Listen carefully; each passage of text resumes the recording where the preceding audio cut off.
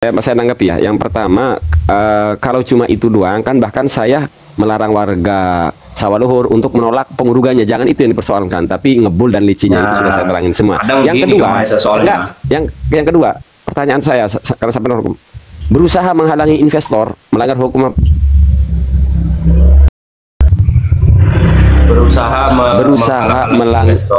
Menghalangi, ya, menakut-nakuti investor melanggar hukum tidak, tapi kalau tidak dalam bentuk visual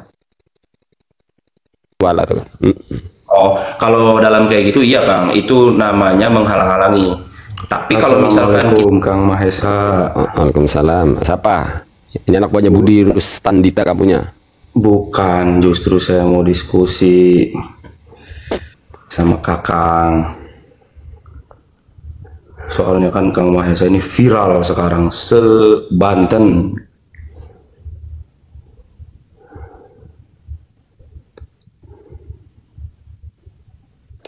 Ada apa?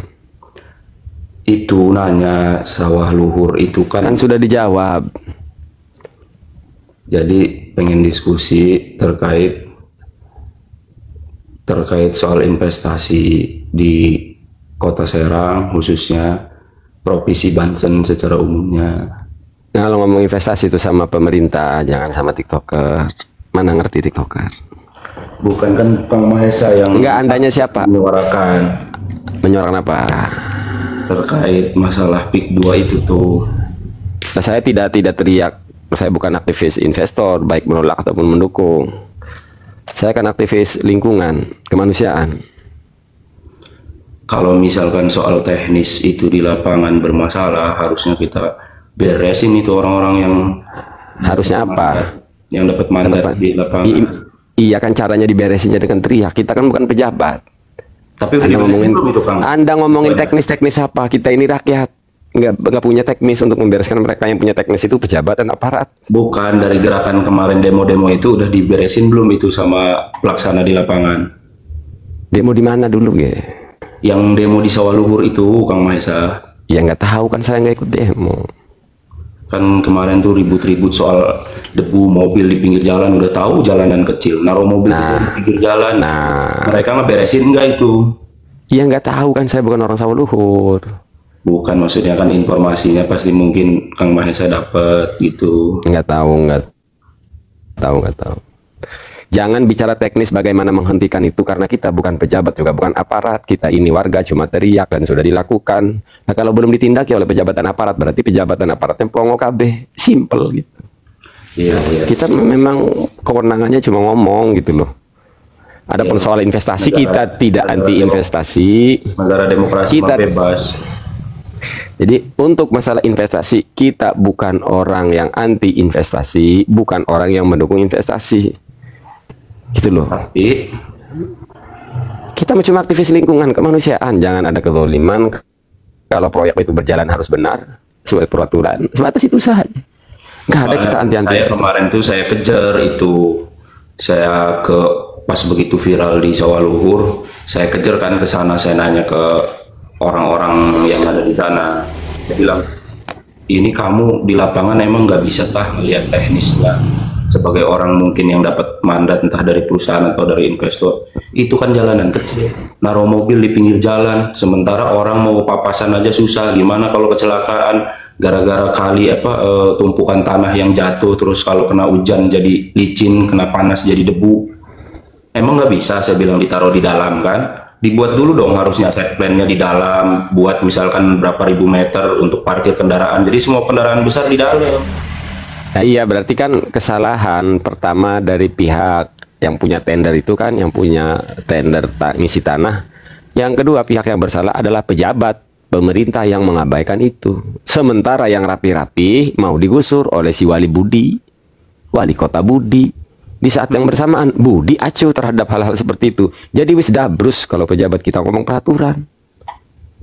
Ini orang pejabat zaman sekarang itu ngebelkan enak kalau saya katakan. Enggak legislatif, enggak eksekutif. Enak saya lihat. Loh, coba tuh di situ Raja Gede sudah jadi pabrik tanah milik rakyat. Itu isu yang gila itu Kang.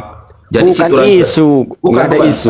Saya peristiwa pernah melaporkan Ibu Tatu ke KPK soal kasus Situ Rancagede, karena wilayah teritorinya Situ Rancagede itu aset daerah Pemda Kabupaten Serang, Kang, di nomenklaturnya. Ya.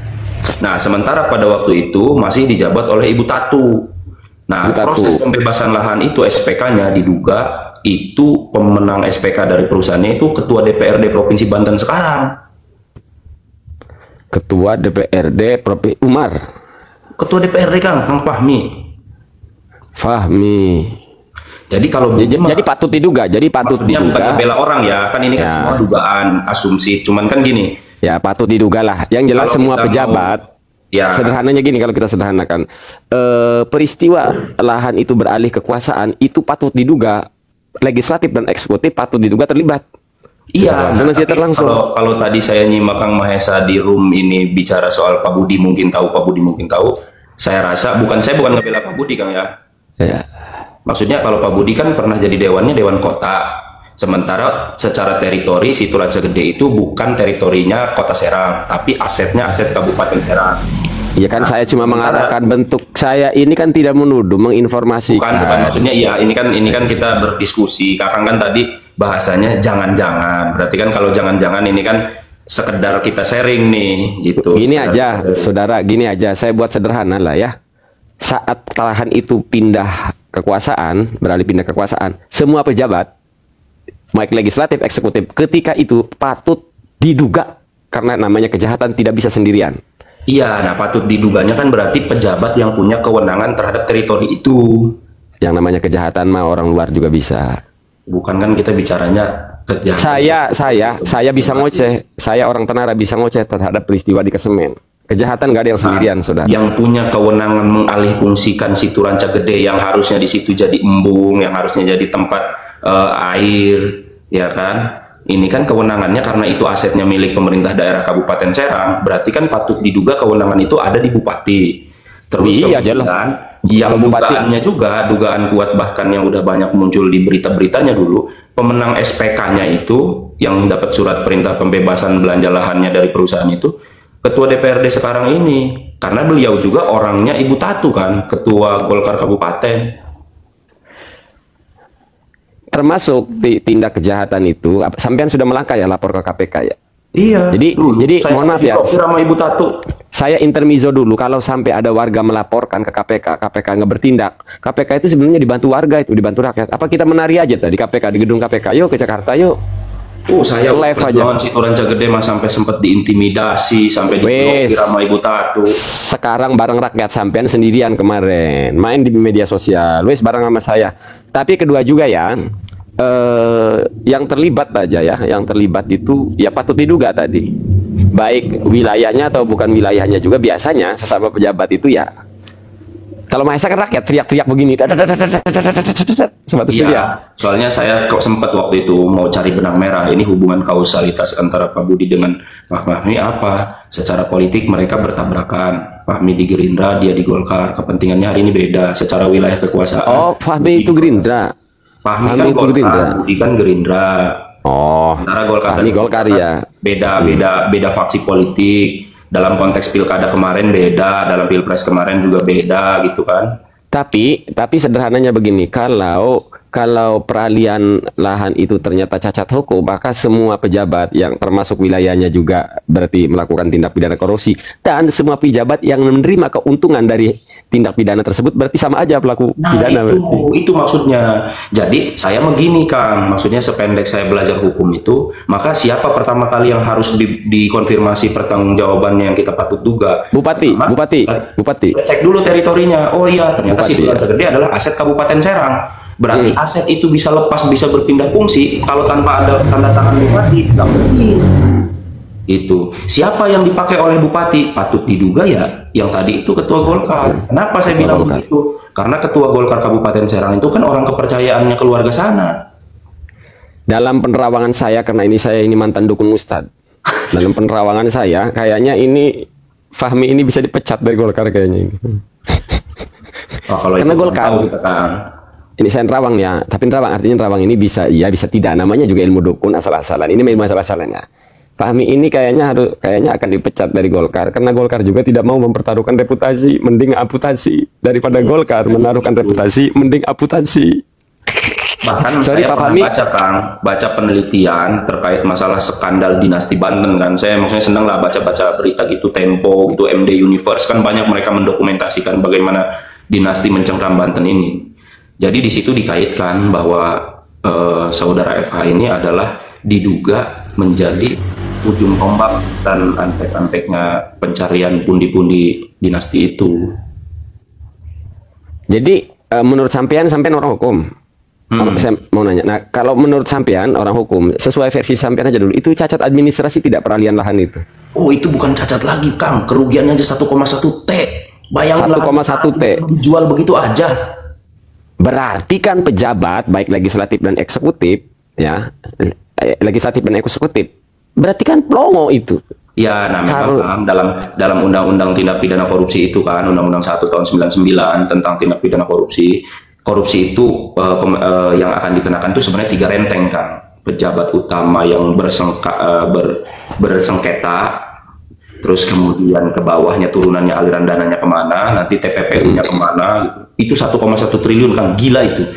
Kasarnya ngomong gini, itu lahan negara tiba-tiba dijual gitu aja ke pengembang. Wis kita buat janjian, kalau sampean kan orang hukum ngomongnya harus tertib ya. Kalau saya kan warga aja biasa ya, mau barbar. Kita nongkrong, live begini langsung nongkrong di situ Ranca Gede gitu baik. Tapi sekarang udah gak ada situnya ya. Jadi di Ranca Gede situnya ya. Pabrik, sekarang pabrik. Jadi kita nongkrong di situ live. Ya, izin kan. Saya itu sebenarnya maksudnya mengamati Banten ini kan udah lama, makanya saya sering tuh komen, cuman mungkin enggak notice Kang Mahesanya. Contoh terkait masalah perjuangan PIK, Kang Mahesa juga udah dapat kabar sekarang harusnya nih bahwa sekarang PIK itu sudah tidak masuk lagi PSN, baru kemarin dibatalkan di Perpres, mungkin udah dapat ya. Udah lama itu. Nah terus juga yang kedua gini, saya itu sebetulnya sama posisinya kayak Kang Mahesa, orang yang tidak dalam kapasitas menolak atau menerima investasi. Kalau saya, sepanjang investasi itu peraturannya betul, terus kemudian proses pembebasan lahannya betul, maka itu harus tetap berjalan. Jadi memang sebenarnya gini Kang, saya tuh melihatnya dinamikanya begini. Saya tuh kan pernah ke Vietnam Kang Mahesa.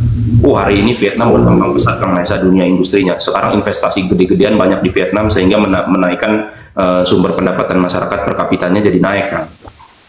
Nah, kayak misalkan kayak gini nih sebenarnya kita harus juga punya isu yang spesifik gitu. Tapi mohon maaf saudara, mohon maaf lah, kita ini jujur ya, kalau berbicara iming-imingnya cuma kemajuan ekonomi, menyerap tenaga kerja, kita udah nggak percaya. Banyak wilayah yang tadinya dibangun dengan iming-iming menyerap tenaga kerja, pada akhirnya warga setempat tidak kebagian. Jadi kalau cuma itu melulu, udah jadul, tambah-tambah ya, sekarang apalagi mohon maaf kita ke perusahaan Tiongkok. Gini saya selesaiin dulu. Apalagi kalau urusannya sama negara Tiongkok, wis amburadul kita nggak bakalan percaya. Itu di Lebak banyak warga asing dari Tiongkok masuk. Wis kita mah kalau ngomong penyerap tenaga kerja bullshit sama perusahaan sekarang itu. Kucing pejabat-pejabatnya sekarang itu pada longo. Nah, coba aja saat rakyat Banten pada nganggur, itu warga tenaga asing dari Tiongkok abrusan kata orang ternama, manjing-manjing. Terus kita membulah lah ngomong aja menyerap tenaga kerja. Kalau negaranya Tiongkok, kalau Amerika saya percaya. Kenapa? Karena orang Amerika subur-subur udah di sana, nggak bakalan mau jadi buruh tani, jadi pekerja kasar buruh. Kalau Tiongkok mah brengsek memang. Manusia-manusia Tiongkok tuh manusia-manusia brengsek. Dan di Rasulullah, Rasulullah juga bekerja samalah dengan orang-orang yang punya Tuhan, meskipun tidak satu Tuhan dengan kita. Paling tidak kalau orang Tuhan dan beragama, mereka masih punya prinsip-prinsip hubungan vertikal. Kalau Cina kan orang ada Tuhan ya. Tiongkok baik Kang, nanti kita tuduh rasis untuk Cina mah. Ayo sampean pengacara inilah, ngerti hukum, bodoh. Ya kalau gini, kalau saya tuh senang melihat gerakan Kang Mahesa di tengah misalkan banyak pembungkaman, tapi juga ya ini masukan Kang Mahesa ya. Maksudnya saya nggak punya kapasitas mengajari Kang Mahesa, saya masih jauh panggang lah dari api, gitu. Tapi poinnya tuh gini. Kalau segala sesuatu yang masuk ke wilayah manapun di Banten ini, sepanjang aturannya sudah dijalankan ya, tentu nggak punya hak juga kita. Oh iya, soal investasi, justru sebenarnya kita ini mendukung pembangunan, itu yang harus dipahami. Kalau ocehannya si Gerbinas itu kan kayak orang-orang pelongo, emang mereka nggak ngerti investasi juga ya. Kita ini bukan manusia dangkal yang anti investasi. Tapi maksudnya gini, kalau berbicara investasi, fokus aja investasi. Kalau cuma iming-imingannya menyerap tenaga kerja, bullshit gitu. Maksudnya tak perlu itu disampaikan, jadinya geli doang kitanya. Yang jelas kita tidak anti investasi. Yang kita persoalkan itu secara teknisnya tadi, prosesnya. Silahkan membangun, beli tanahnya yang benar, dan prosesinya harus benar. Kalau PIK sudah nggak benar. Kalau PIK itu saya sudah memandangnya. Saya pernah komen di video Kang Mahesa atau di video apa gitu tentang sawah luhur. Saya komen beberapa poin. Saya bilang satu, jangan sampai kita harus deteksi terlebih dahulu bahwa investasi yang masuk ke sawah luhur ini PIK atau bukan. Kalau ternyata bukan PIK, berarti kan siapa? Terus yang kedua, proses pembebasan lahan di sawah luhur itu apakah sudah dibeli dengan benar atau tidak kepada warga? Itu dua. Yang ketiga, jangan sampai misalkan semua isu di Banten ini gara-gara PIK yang viral panjang ini menyasar ke semua hal, sehingga karena dilihat iklim Provinsi Banten khususnya Kota Serang ini lagi ricuh, akhirnya investor pada nggak mau masuk. Karena watak investor itu kan, saya juga mungkin kalau dalam posisi mau usaha ke wilayah manapun, kalau di wilayah itu gaduh kan pasti juga takut gitu loh, takut kena imbasnya. Saya mau tanya,